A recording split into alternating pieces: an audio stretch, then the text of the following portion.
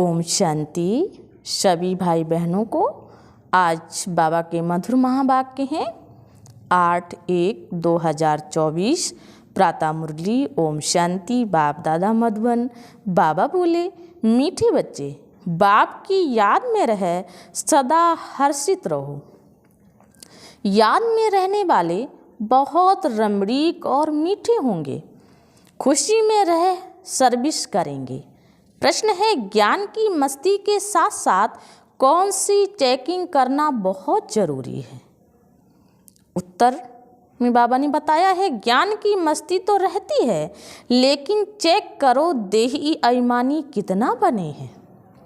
ज्ञान तो बहुत सहज है, लेकिन योग में माया विघ्न डालती है। ग्रस्त व्यवहार में अनासक्त हो रहना है, ऐसा ना हो माया चूही अंदर ही अंदर काटती रहे और पता भी ना पड़े। अपनी नब्ज आप ही देखते रहो कि बाबा के साथ हमारा हड्डी प्यार है। कितना समय हम याद में रहते हैं। गीत बाबा ने दिया है, जले क्यों ना परवाना। ओम शांति। मीठे मीठे बच्चों ने गीत की लाइन सुनी, जबकि बाप इतना जलवा दिखाते हैं। तुम इतने हसीन बन जाते हो, तो क्यों ना ऐसे बाप का बन जाना चाहिए जो बाप श्याम से सुंदर बनाते हैं। बच्चे समझते हैं हम सांवरे से गोरे बनते हैं। एक ही बात नहीं है। बाबा कहते एक की बात नहीं है। वो लोग श्री कृष्ण को श्याम सुंदर कह देते हैं, चित्र भी ऐसा बनाते हैं, कोई सुंदर तो कोई श्याम। मनुष्य समझते नहीं कि यह हो कैसे सकता है। सतयुग का प्रिंस श्री कृष्ण सामरा हो ना सके। बाबा ने कहा, सतयुग का प्रिंस श्री कृष्ण सामरा हो ना सके।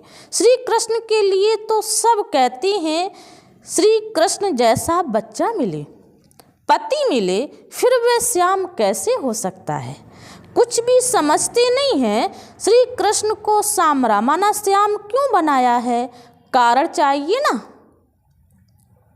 ये जो दिखाती हैं सर पर डांस किया, ऐसी बात तो हो ना सके। शास्त्रों में ऐसी ऐसी बातें सुनकर कह देते हैं, वास्तव में ऐसी कोई बातें हैं नहीं। जैसे चित्रों में दिखाते हैं शेष नाग की सैया पर नारायण बैठा है, ऐसी कोई सर्प की सैया आदि होती नहीं। इतने सैकड़ों मुख होते हैं क्या? कैसे कैसे चित्र बैठ बनाए हैं। बाप समझाते हैं इनमें कुछ भी रखा नहीं, ये सब भक्ति मार्ग के चित्र हैं, परंतु यह भी ड्रामा में नूंद है। शुरू से लेकर इस समय तक जो नाटक शूट हुआ है, उनको फिर रिपीट करना है। यह सिर्फ समझाया जाता है कि भक्ति में क्या क्या करते हैं, कितना खर्च करते हैं, कैसे कैसे चित्र आदि बनाती हैं। आगे जब ये सब देखते थे तो इतना वंडर नहीं खाते थे। अब जब बाप ने समझाया है तो बुद्धि में आता है। बारों बार ये सब भक्ति मार्ग की बातें हैं। भक्ति में जो कुछ होता है वह फिर भी जरूर होगा, सिवाय तुम्हारे और कोई भी ये समझ ना सके। ये तो जानती हो, ड्रामा में जो पहले से नोंद है वही होता रहता है। अनेक धर्मों का विनाश, एक धर्म की स्थापना होती है, इसमें बड़ा कल्याण है। अभी तुम ये प्रार्थना आदि कुछ नहीं करते हो, वह सब करते हैं भगवान से फल लेने के लिए। फल है जीवन मुक्ति, तो ये सब समझाया जाता है। यहाँ है प्रजा का प्रजा पर राज। गीता में है, भारतवासी कौरव पांडव क्या करते भयो, बरोबर यादवों ने मूसल निकाले, अपने कुल का विनाश किया। ये सब आपस में दुश्मन है। अच्छा, धारणा के लिए मुख्य सार है। पहला पॉइंट, अपना बैग बैगेज सब ट्रांसफ़र कर बहुत खुशी और मस्ती में रहना है।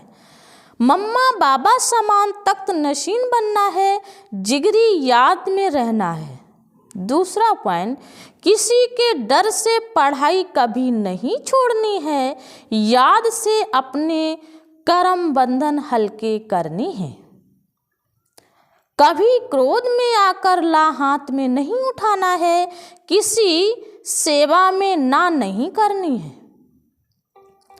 वरदान बाबा ने दिया है, रॉयल और सिंपल दोनों के बैलेंस से कार्य करने वाले ब्रह्मा बाप समान भव। विश्लेषण, जैसे ब्रह्मा बाप साधारण रहे, ना बहुत ऊंचा ना बहुत नीचा। ब्राह्मणों का आदि से अब तक का नियम है कि ना बिल्कुल सादा हो ना बहुत रॉयल हो, बीच का होना चाहिए। अभी साधन बहुत हैं, साधन देने वाले भी हैं, फिर भी कोई भी कार्य करो तो बीच का करो। ऐसा कोई ना कहे कि यहाँ तो राजाई ठाठ हो गया। जितना सिंपल उतना रॉयल, दोनों का बैलेंस हो। अच्छा, स्लोगन बाबा ने दिया है, दूसरों को देखने के बजाय स्वयं को देखो और याद रखो, जो कर्म हम करेंगे हमें देख और करेंगे। अच्छा, ओम शांति।